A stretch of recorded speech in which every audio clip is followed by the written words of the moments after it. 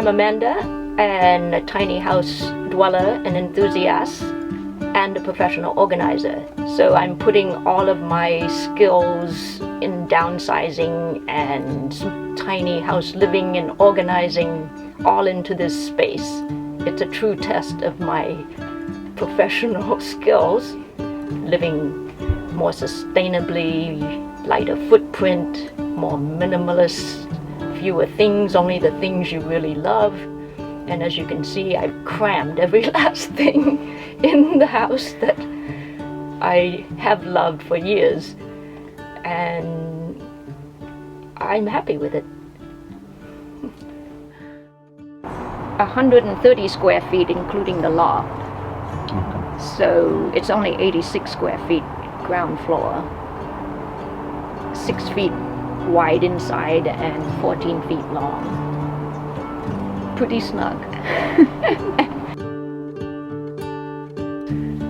I knew that I could live in a tiny house because I have been living quite small. My room that I rented in my previous house is only 10 by 12, and this room is 6 wide by 14 with a loft, so I figured I had 2 rooms and I could probably fit everything that I had in my original room into the tiny house. I just had to split it and put more upstairs, and so far it's worked beautifully.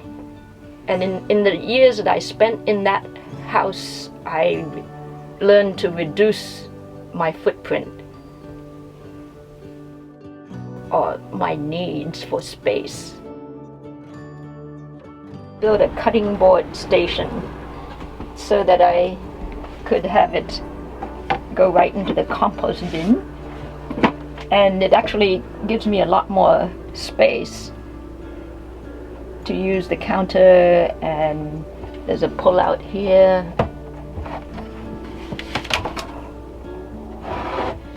Also,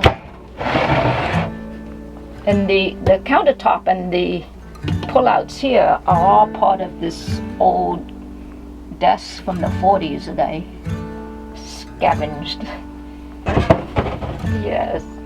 Here's where I slid the drawers in, which is basically my burner for cooking, which works very nicely because it's right ventilated by the window. And if I wanted to use my crock pot, I just have another from the desk little platform. So really, it's like a Swiss Army knife. You just pull out the one you want. I put it together mostly scrap wood, and these are doors. Old hollow core doors. People replace them and they want fancy panel doors, so you got lots of scrap doors going around, and they're usually already painted, so you get it all free and painted and easy to use. So most of my stuff, the benches, the cabinets, were all made from doors. The rest is scrap wood. My own invented handles from conduit pipe. So ground floor is 86 square feet. So everything has to serve multiple purposes. And this is a sink that is actually a grain feeder. And I figured if it will withstand being kicked across the stable, it would last. In order to bathe, I would fill it with water, and my hot water is electric kettle. So I'd mix the hot water in with the cold water and then just use one of these bowls to bathe with, which is a traditional Thai way, also all over the world really. Bucket bath is the term used. So then in order to wash dishes, I like to have my dish pan fit in here so the grease is contained, and I can keep the sink clean that way. And we use water too, so I there were lots of things that seemed to fit. So this would be another. This is my foot bath. I can fill it and then sit it on the shower pan. The whole idea of having the shower pan was just to be like a wet bath. So that, because really to have a bathroom, all you really need is a drain. You know, you can bring in water in a bucket, but to have it go somewhere, that's the most convenient part of a bathroom. You could do laundry here if you wanted. Yeah, I have a little clothesline. This is a tip I picked up from fellow RVers posting to Pinterest. You know, you can stay up late looking at Pinterest all night. It's the crack cocaine of the builder.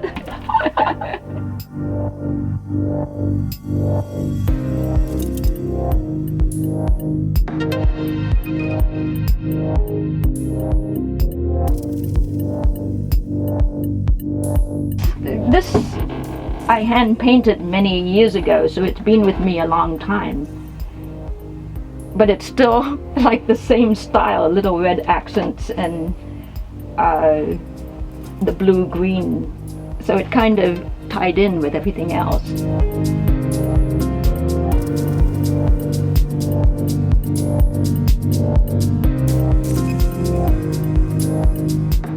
So this comes across. So pretty much cuts off for complete privacy if you have someone else here visiting. I do like hats. It's a way to keep warm. This is a very useful tiny house hat for those cold mornings.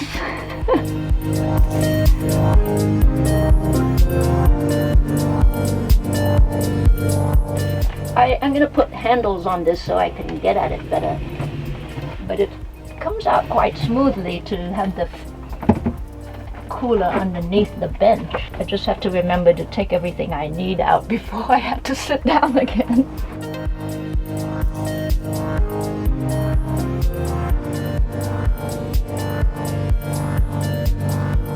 Yeah, so in this configuration, this is the classic camper version where your bed seating becomes the banquet dinette area, and both of the benches I would do parallel and then put a table, which I haven't developed yet. I have some pieces of wood that I might cut to fit that would then, they make brackets for RVs that will slot the table in, and it'll just come out and have a pole. That way you don't have to you can get out without getting involved with the table legs. So I'm liking that idea. Tiny house living, you see all the interiors and they're all spare and neat and well decorated and very stylishly decorated. And when you have a lot of stuff, it's like very fine line between complete clutter and an artful placement. I think I've still on this side of the line.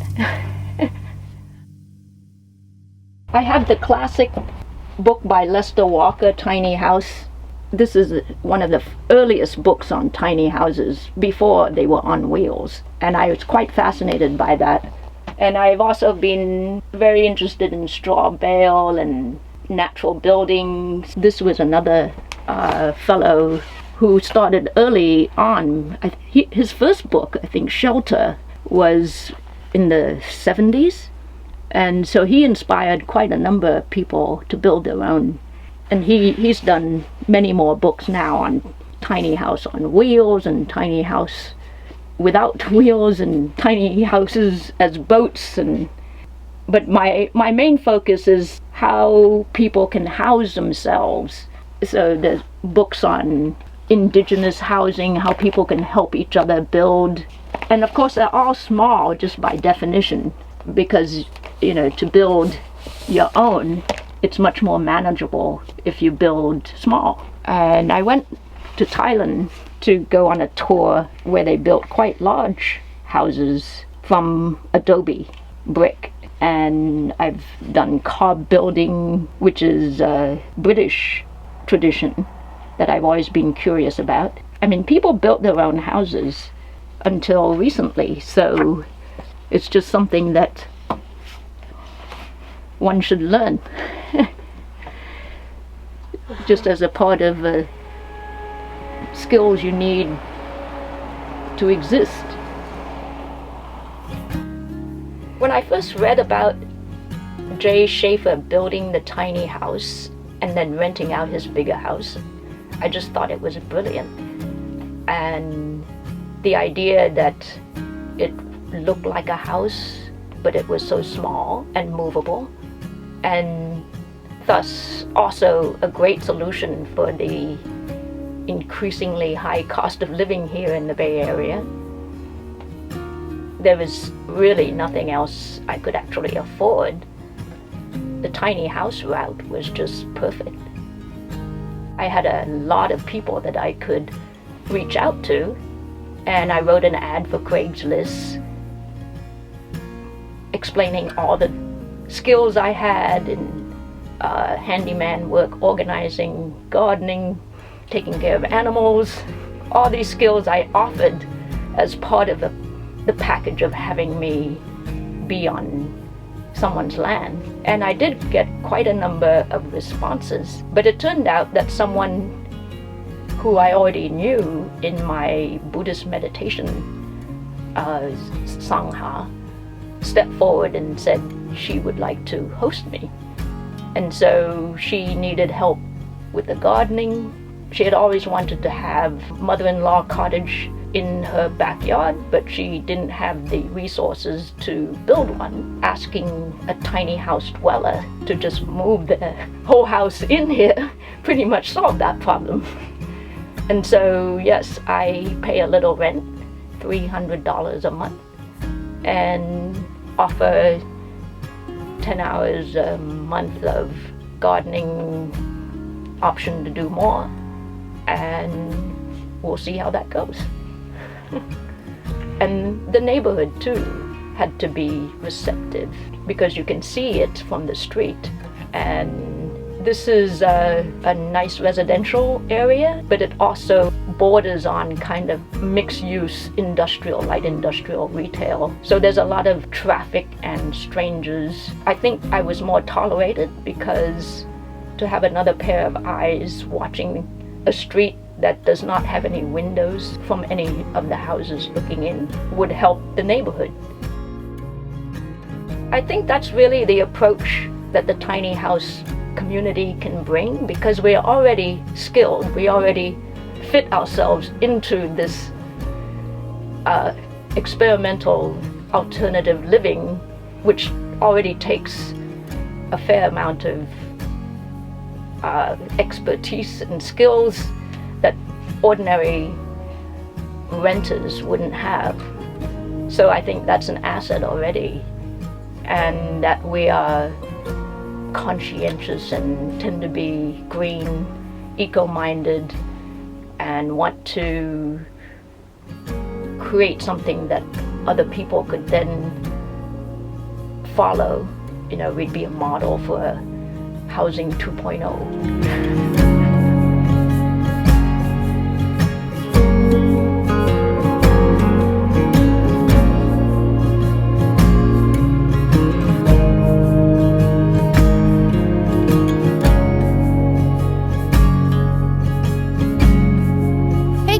Alexis and Christian here with Tiny House Expedition. Don't forget to like, comment, and subscribe. And click left or right for more tiny house stories and tours.